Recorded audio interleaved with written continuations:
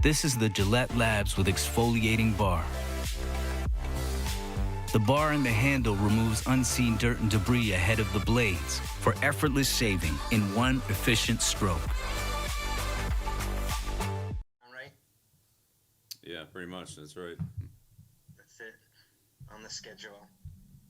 The 10-minute delay to start the game, I wanted to ask you about it yesterday, and it sort of got lost with the way the game ended. How did that affect you guys in terms of the replay? You know, did you have everything you needed, or any effect on the delay there? Yeah, no, we were limited on the replays. Was that limited throughout, Bill, like the whole game, or just initially? Yeah, pretty much.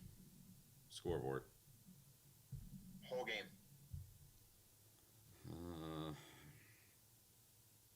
I don't know. I think it might have switched it during the game.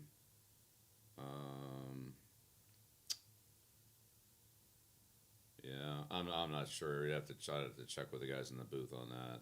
I mean, we had the scoreboard replay, and then I think we had replay after that up in the booth, but it was, it seemed like it was limited, at least part of the game. How much did that affect on the McMillan punt thing? Because it looked like maybe there was a thought, I don't know if I saw it right, to possibly consider looking at that from your view in terms of challenging. Yeah. I mean, it's a close play, and the red thing was worth it, so I didn't challenge it.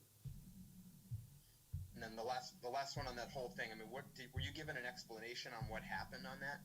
Like, meaning the whole delay, like what you were dealing with? Yeah, you should talk to the officials about that, Mike, because they're the ones that, you meet with them after the game on the pool stuff, so you should really talk to them about it.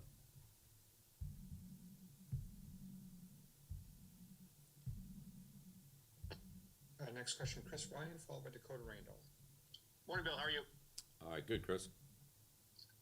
Want to ask you about the offensive execution. You said you wanted to, look at the tape before, offering too much more comment in regard to execution below the 35-yard line.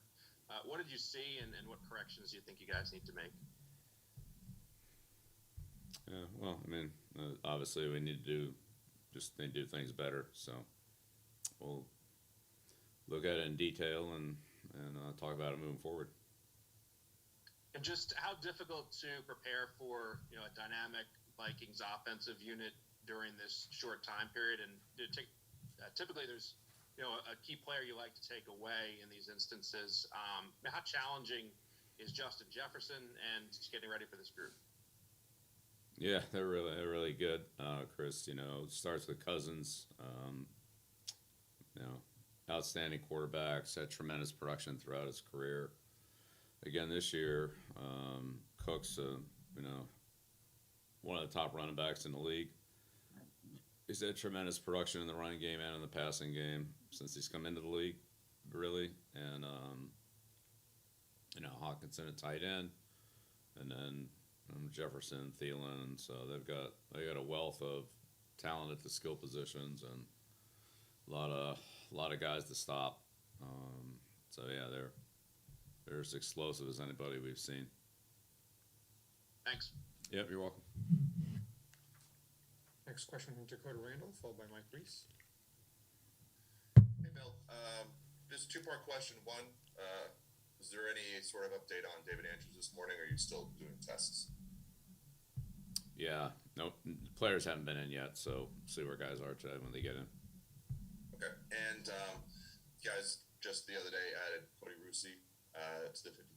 Just, kind of wondering what you've seen from him in terms of growth since training camp. Yeah, well, Cody hasn't got a chance to play. He's been active for some games, hasn't played much, but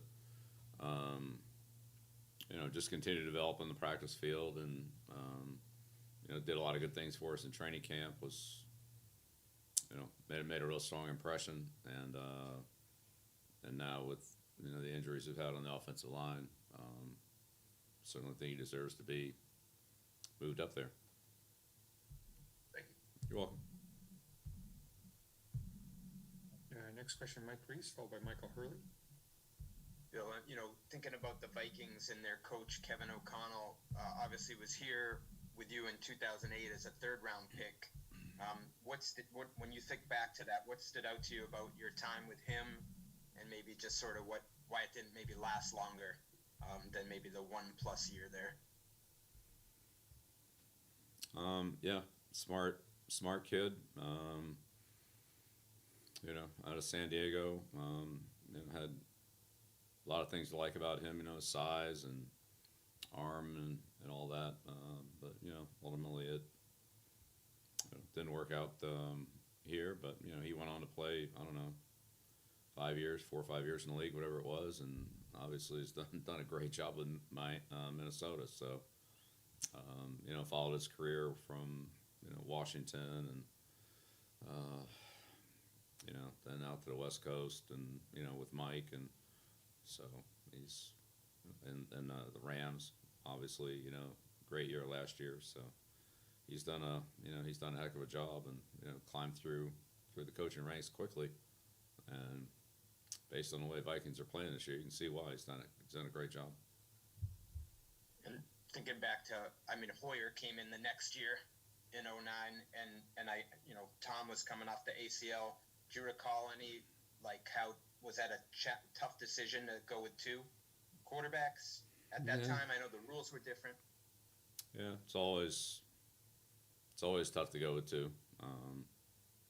It's what most teams did in those years, but whatever. It's always tough to go with 2. Yeah.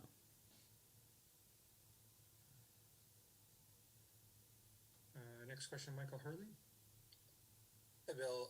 Yesterday you touched on how the wind affected the kicking game, but I'm curious how it affected the passing game, both for your offense and defensively, if it changed how you defended and how the offense was run.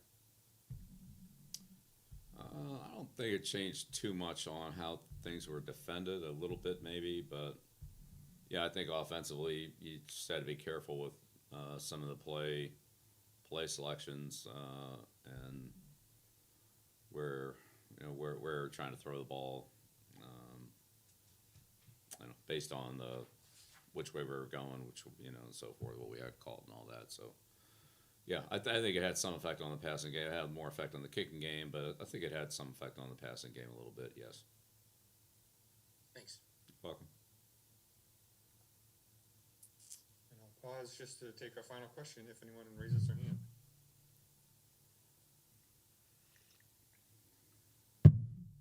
We'll go back to Mike Reese. I want to get your thoughts on Pilardi and how he handled it in his first game punting. Yeah, I thought Michael handled things well. Punting and holding. Experienced guy. He's been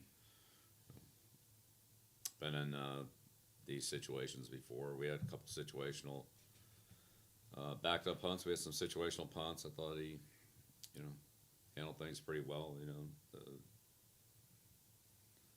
We had pretty good coverage out of our punt team unit, and he gave us some good directional punts.